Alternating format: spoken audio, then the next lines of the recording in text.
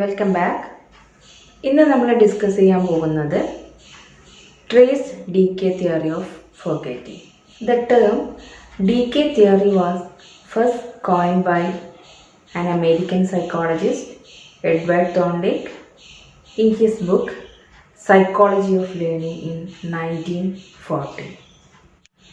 This theory was based on the early memory work of Hermann Ebbinghaus in 19th century. According to the trace decay theory of forgetting, the event between learning and recall has no effect on recall.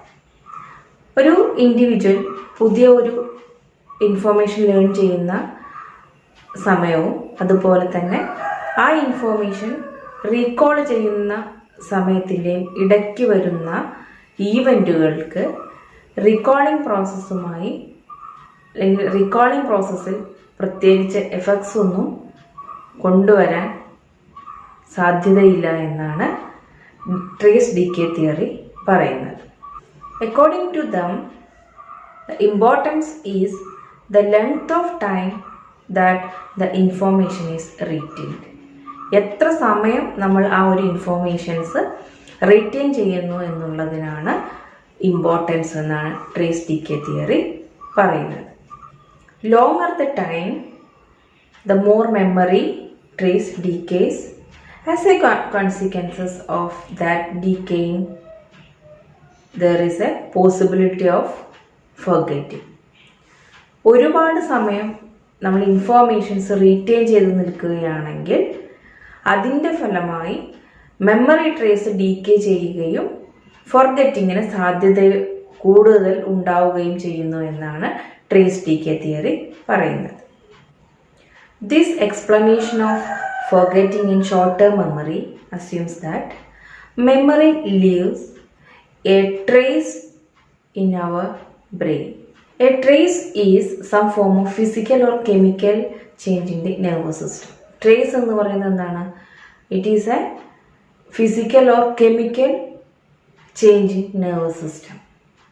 When an individual learns something new, a memory trace is created in the brain. നമ്മളൊരു പുതിയ കാര്യം learn ചെയ്യുന്ന സമയത്ത് എന്ത് സംഭവിക്കും? ഒരു memory trace നമ്മുടെ ബ്രെയിനിൽ ക്രിയേറ്റ് ചെയ്യപ്പെടും. If a person does not access or use the memory information or memory representation form, there is a chance of decaying that memory trace. Once നമ്മൾ ഒരു ഇൻഫോർമേഷൻസ് നമ്മൾ മെമ്മറിയിൽ നമ്മൾ റെപ്രസെൻറ്റേഷൻ ഉണ്ടാക്കി കഴിഞ്ഞാൽ ആ ഒരു ഇൻഫോർമേഷൻസിലേക്ക് നമ്മൾ അതിനെ ആക്സസ് ചെയ്തില്ലെങ്കിൽ അത് നമ്മൾ യൂസ് ചെയ്തിട്ടില്ലെങ്കിൽ ആ മെമ്മറി എൻകോഡിങ് സമയത്ത് നമ്മുടെ ബ്രെയിനിൽ ഉണ്ടായിട്ടുള്ള മെമ്മറി ട്രേസ് ഡീകേ ആവാനുള്ള സാധ്യത കൂടുതലാണ് എന്നാണ് ഡീകേ തിയറി പറയുന്നത്. അപ്പം നമ്മൾ എത്രത്തോളം എത്ര സമയത്തോളം നമ്മൾ ഉപയോഗിക്കാതെ ഇരിക്കുന്നു അതിനനുസരിച്ച് അതിൻ്റെ ഫേഡിങ്, ഈ മെമ്മറി ട്രേസിൻ്റെ ഫേഡിങ് കൂടുതലാവാനുള്ള സാധ്യതയുണ്ട്. അപ്പം അത് ആ മെമ്മറി ട്രേസ് ഫേഡായി അല്ലെങ്കിൽ ഡിസപ്പിയർ ആയിക്കൊണ്ടിരിക്കാനുള്ള സാധ്യത കൂടുതലാണ് എന്നാണ് ട്രേസ് ഡീകേ തിയറി പറയുന്നത്. They says that the forgetting occur as a result of natural fading or decaying of the memory trace. നമ്മുടെ മെമ്മറി ട്രേസിൻ്റെ നാച്ചുറൽ ഡീക്കേ അല്ലെങ്കിൽ നാച്ചുറൽ ഫേഡിങ്ങിൻ്റെ ഫലമായിട്ടാണ് ഫോർഗെറ്റിംഗ് ഉണ്ടാവുന്നത് എന്നാണ് ട്രേസ് ഡീകേ തിയറി അവകാശപ്പെടുന്നത്. Trace decay theory focuses on the time and limited time duration of the short term memory. Trace decay theory explain ചെയ്യുന്നത് how forgetting occur in short-term memory and long-term memory. അപ്പോൾ short term മെമ്മറിയിൽ forgetting നടക്കാൻ കാരണമാകുന്നത് അതിൻ്റെ limited time ഡ്യൂറേഷനാണ്. ഒരു informations hold ചെയ്ത് വെക്കാനുള്ള ആ ഒരു സമയം വളരെ ലിമിറ്റഡ് ആണ് ഷോർട്ട് ടേം മെമ്മറിയിൽ. This theory suggest that the short term memory can hold informations between 15 to 30 seconds. If you are not rehearse, it will fade or disappear after the 30 seconds. Short term മെമ്മറിക്ക് വളരെ കുറച്ച് സമയത്താണ് informations store ചെയ്ത് വെക്കാൻ പറ്റുള്ളൂ. അപ്പോൾ ആ ഒരു സമയത്തിനുള്ളിൽ നമ്മളതിന് റിഹേഴ്സ് ചെയ്തിട്ടില്ല എങ്കിൽ എന്ത് സംഭവിക്കും? ആ ഇൻഫോർമേഷൻ ഡിസപ്പിയർ ആവും അല്ലെങ്കിൽ fade ആയിക്കൊണ്ടിരിക്കും.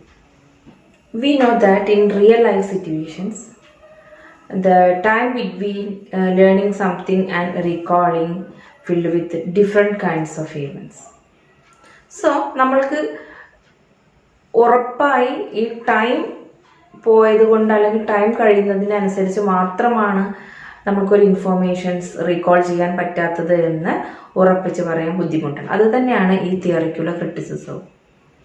The research carried out by Brown and Peterson support the idea that forgetting from short-term memory is due to decay or lapse of time. The technique that they developed became known as Brown-Peter task.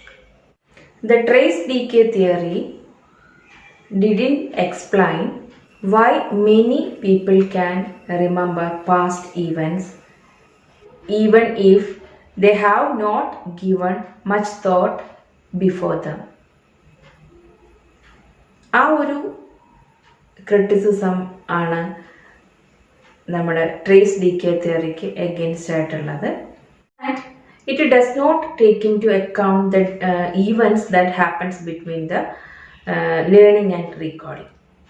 എന്തുകൊണ്ടാണ് നമ്മളെ ചില വ്യക്തികൾക്ക് വളരെ past ആയിട്ടുള്ള events even അവരതിനെക്കുറിച്ച് ചിന്തിച്ചിട്ടില്ലെങ്കിൽ കൂടിയും അതിനെക്കുറിച്ച് ഓർത്തെടുക്കാൻ പറ്റുന്നത്? അതുപോലെ തന്നെ ഈ ലേണിങ്ങിൻ്റെയും റീകോളിൻ്റെയും ഇടയിൽ സംഭവിക്കുന്ന ഈവൻസിന് ഈ ഫോർഗെറ്റിങ്ങിലുള്ള റോള് തുടങ്ങിയ കാര്യങ്ങളെക്കുറിച്ചൊന്നും ഈ ട്രേസ് ഡീകേ തിയറി എക്സ്പ്ലെയിൻ ചെയ്തിട്ടില്ല. ട്രേസ് ഡീകേ തിയറി എക്സ്പ്ലെയിൻ ചെയ്തത് മെമ്മറി ട്രേസ് ക്രിയേറ്റ് ചെയ്യപ്പെടുന്നത് സമയം പോകുന്നതിനനുസരിച്ച് നമ്മളതിനെ റിഹേഴ്സ് ചെയ്തിട്ടില്ല അല്ലെങ്കിൽ നമ്മളതിനെ വീണ്ടും ഉപയോഗിച്ചിട്ട് ഇല്ല എങ്കിൽ ഡീകേ ആയി പോവാൻ അല്ലെങ്കിൽ ഡിസപ്പയർ ആയി പോവാനുള്ള സാധ്യതയുണ്ട് എന്ന് മാത്രമാണ് ട്രേസ് ഡീകേ തിയറി പറയുന്നത്. അപ്പോൾ അത്തരത്തിലുള്ള മെമ്മറി ട്രേസിൻ്റെ ഡീകേ ആണ് ഫോർഗെറ്റിങ്ങിന് കാരണമാകുന്നതെന്ന് ആണ് ഏത് തിയറി നമ്മൾ ട്രേസ് ഡീകേ തിയറി എക്സ്പ്ലെയിൻ ചെയ്യുന്നത്. ഓക്കെ.